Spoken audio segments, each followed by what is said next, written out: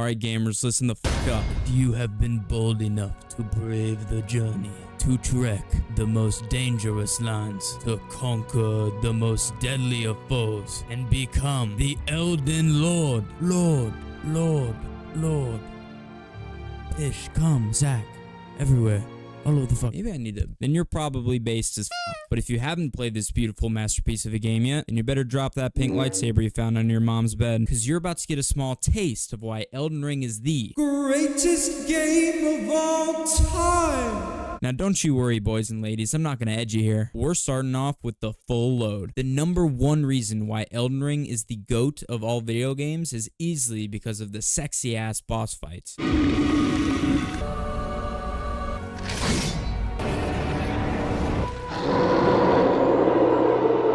When I say sexy, I kind of mean that in more like aggressive, kinky way, like you enjoy pain. And I'm not talking the typical dommy mommy type stuff. I'm talking more like the hardcore BDSM dungeon so you can't fucking breathe. You know, the typical stuff. So with that being said, this game is not for the faint of taint. Immediately, this game throws your ass on grass. And by that, I mean touching grass. Literally. Because the very first boss will have you touching so much grass, you'll be asking yourself, what in thy Elden fuck has thee done? Meet the Tree Sentinel.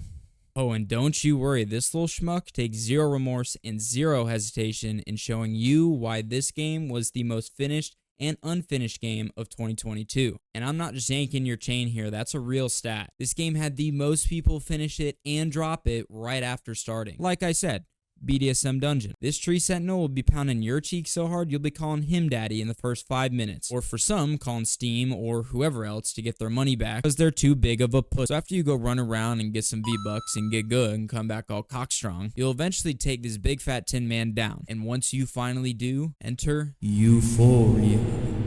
Welcome. You, my friends, have just come upon sacred gamer ground. A feeling that only few in a lifetime are blessed of reaching. The feeling when you have just conquered a glorious foe, costing you many hours and several holes in your drywall, is absolutely unlike any other feeling in all of gaming. This feeling of finally beating that boss that's been making you bellow profanities at the top of your lungs towards your monitor is almost indescribable. This is one of the only games that captures that magical state of flow, where you hit that beautiful blend of difficulty and achievement. This is why Elden Ring works so damn well. There are so many different bosses in the game, 165 to be exact. If there were only 4 more, that there are endless choices to choose who you want to smack right in the mouth. This is why I brought up that flow state. The bosses never feel too easy, so you don't get bored. And if they get too hard, then you can just go find some other ones that are more in your range at that point in time. So you always feel that sense of super competitiveness and achievement. And just to hammer that idea home, this game has no difficulty settings.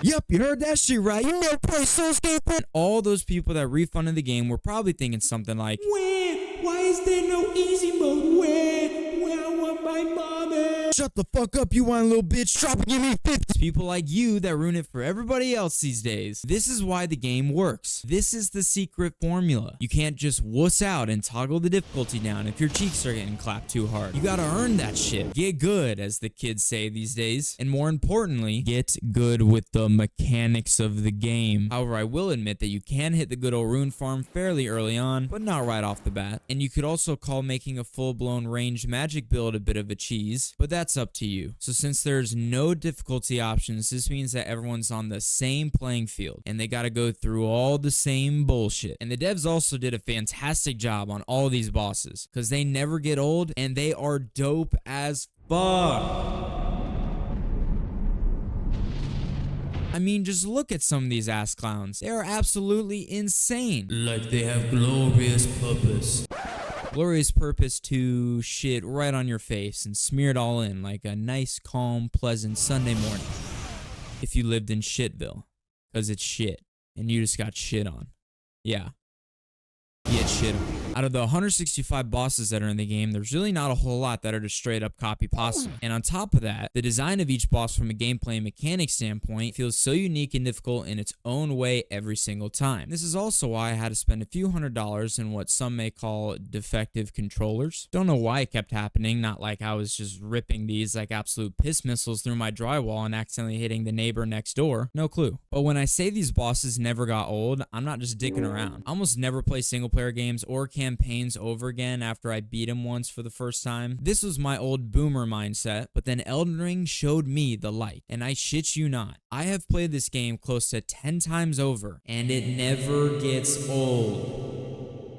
I don't know how many of you little Timmies out there can say that you have overcome and conquered the journey of becoming the Elden Lord 10 times over. See, when you're a real gamer, you get to say dope shit like that. So to all you little schmucks out there, go get cultured, play Elden Ring. Then maybe you might have the balls to go and talk to your little crush in third period English. I'm going to go ahead and move on to the next point because I could talk about these bosses all day long. But before I do, I'm just going to give a good old nice fat middle finger to a few bosses that just really felt like they had to shove a nice long rod way far up my ass. And the first one up is you. You suck. I will always hate you. You little piece of fuck. And the next one up is you. Fuck you. I swear you got harder and harder after each time that I beat you. Okay. Alright. Pause. And finally, my lovely little pookie wookie schnookums. Shitbag. You are the definition of BDSM dungeon. I'm just gonna leave it at that.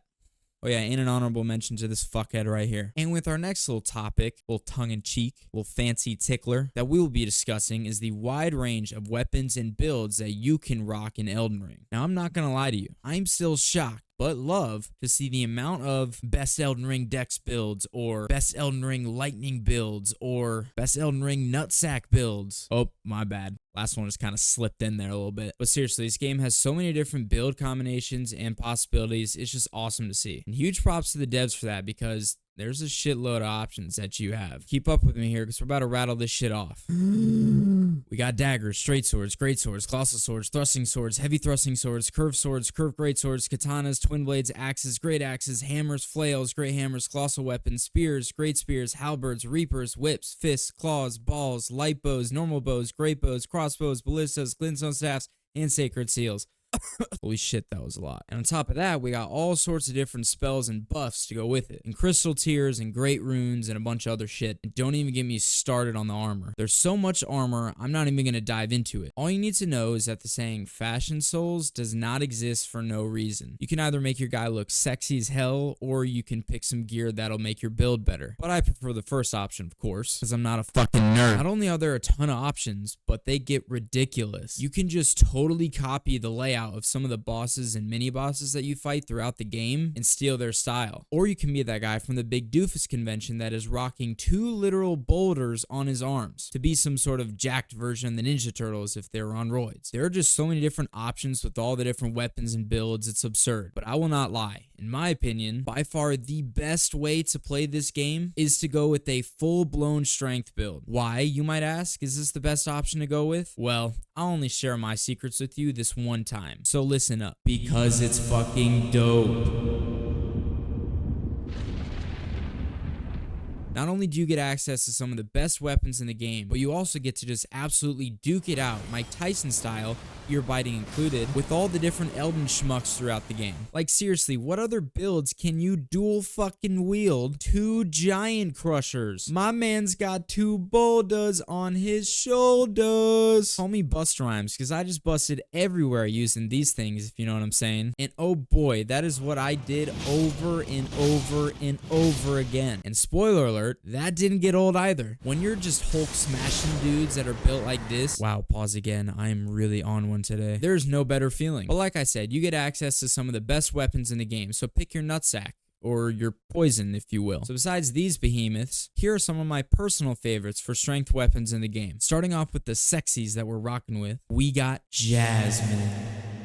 Now, I love this weapon for a few reasons. 1, it looks sick as hell. 2, it's one of the only weapons in the game that you can dual wield without actually needing 2 of them. And 3, you can summon a fucking nuclear bomb on command. I've probably used these things the most and I absolutely love them. I mean, come on now. How can you get tired of this shit? And next up, we got sugar. Now don't let her name fool you. Sugar will burn your ass. You can look, but you can't touch. The reason why this weapon is so damn good is because you can just sit back and literally spam the shit out of what I imagine typically comes out of Satan's rectum. I'm talking fire and lava. Hot and ready like your mom when I knock on your front door later tonight. And then we have Diamond. You may recognize this sword because it's the one that big sexy furry Blythe uses. And it has a special move that makes you feel almost angelic. So of course I spam the shit out of it and it helps me smack bosses right across the mouth. Also an honorable mention goes out to Alexis. This sword has one of the best AoE attacks in the game, which is fantastic for the rune farm, even though I literally never realized that this is what this weapon did, so I ended up not using it for pretty much the entire time that I played Elden Ring. So I ended up doing the rune farm the slow way for hours and hours. Oh, and this last one I'm actually about to show you isn't even a weapon, and it doesn't even go with the strength build, but here we go. And last, but certainly not least, we have Defcon 69.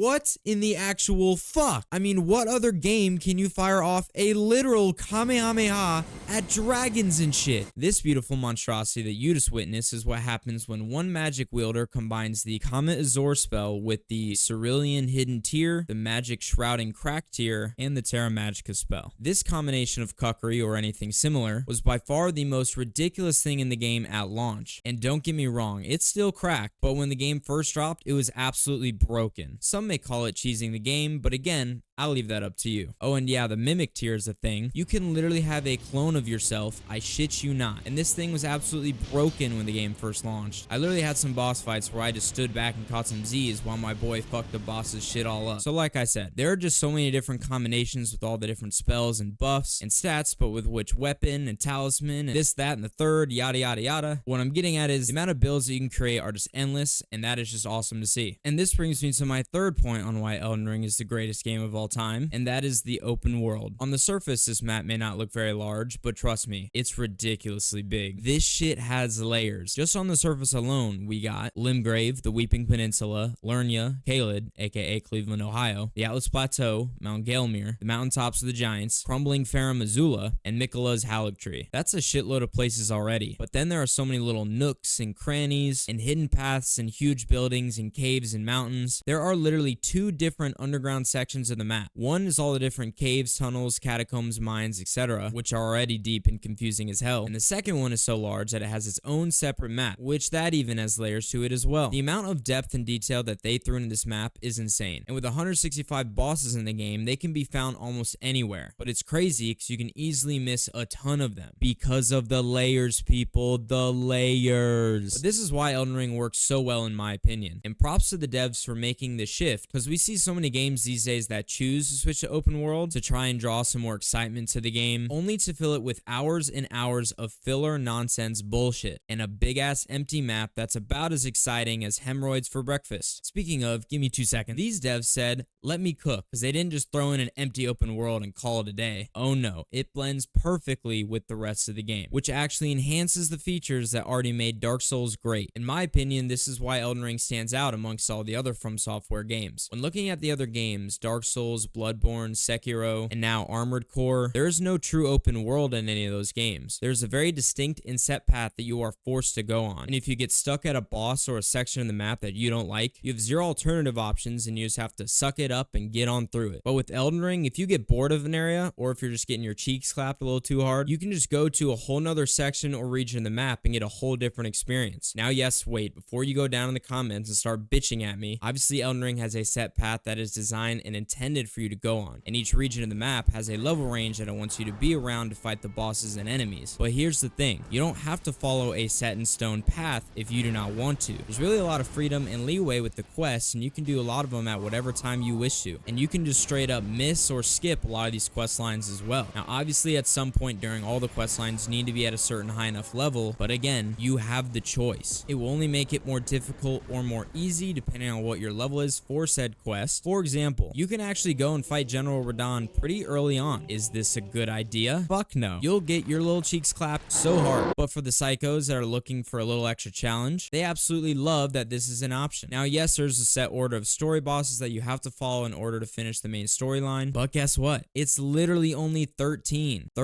out of 165. So yes, there's a lot of freedom with the order you wish to complete the game, and that is why it works so well. Just got done getting your cheeks clapped by the Tree Sentinel, but now they're getting clapped by Margit and Godric. Just head on down to the Weeping Peninsula and slap some of those bosses right in the mouth. They're not so bad. You got this. Oh, now you just finish up your sexy time with the Tree Sentinel on roids, but now you're getting clapped by Godfrey. Just head over to Mount Gelmir and give this big friendly snake a nice good old little tickle. Wait, now you're getting shit on by an even more roided out Tree Sentinel? Can these Tree Sentinels just... Also, the design of this map is just so damn detailed. Some of these boss fight arenas are just sick as hell. My favorite one is easily gotta be when you fight Dragon Lord Placida Nutsack. Shit, my bad, just slipped out again. Dragon Lord Placida Sax? Dragon Lord Placidusa? Well, however the fuck you say it, this has gotta be the coolest boss I've ever seen. I mean, come on. First, you literally give yourself up to a tornado. Then you enter the dopest 30-second cutscene of all time, where you're sitting there staring down King Ghidorah, getting ready to tee off. Yeah, that's right. I just made a Godzilla reference, because this motherfucker is huge. Plus, you're fighting in this giant gladiator-looking arena, while red lightning and tornadoes are just cracking and flying around all over the place. Yeah.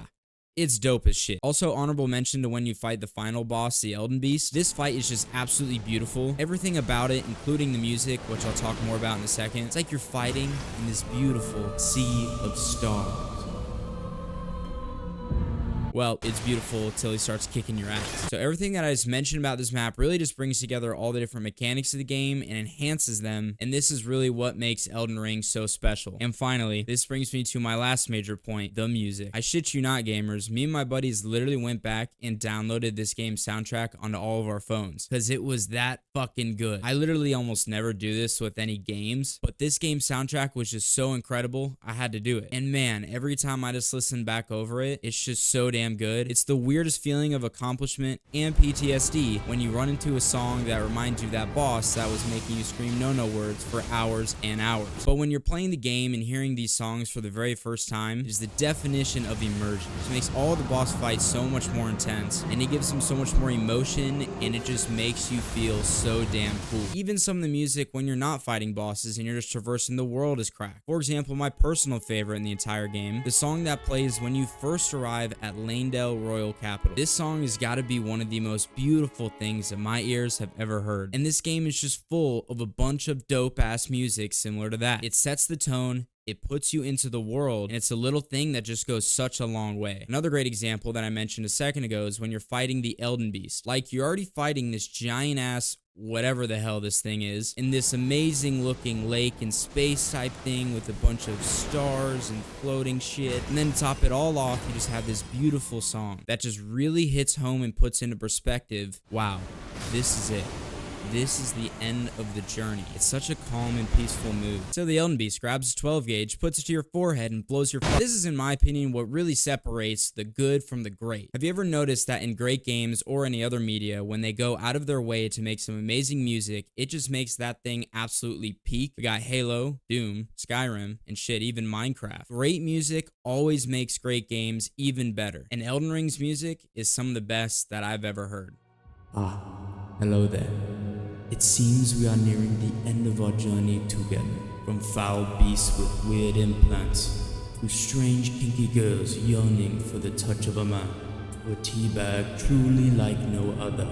We have now experienced a mere taste of the greatness of Elden Ring. If you've been wise enough to play Elden Ring as many times as I have, then you know what it's like to experience the true amount of joy, anger, and accomplishment that this game brings. But if you haven't played this masterpiece of a game yet, then stop being a fucking moron and buy this shit. From the near 169 bosses in the game, to the ridiculous amount of weapons and armor and builds, to the open world with a vast amount of layers, and the beautiful music that encapsulates it all. I hope you now see why Elden Ring is the greatest game of all time. And fortunately, there's DLC on the way called Shadow of the Erdtree. It's funny, so I had a feeling that while I was working on this video, that trailer would drop. I'm super excited for that DLC, and I'm really hoping that it turns out great. Nonetheless, it has truly been an honor sharing all this with you guys. Cannot wait to play more of this game and eventually the sequel. If you guys enjoyed that video, please make sure to like and subscribe. It would really help out a ton. Comment down below which bosses gave you the most holes in your drywall, and give me your thoughts on what you think the DLC is going to be like. Thank you so much to everyone that watched the video all the way through. It really does mean a lot. I hope everyone has a great day, and thank you again. Cheers.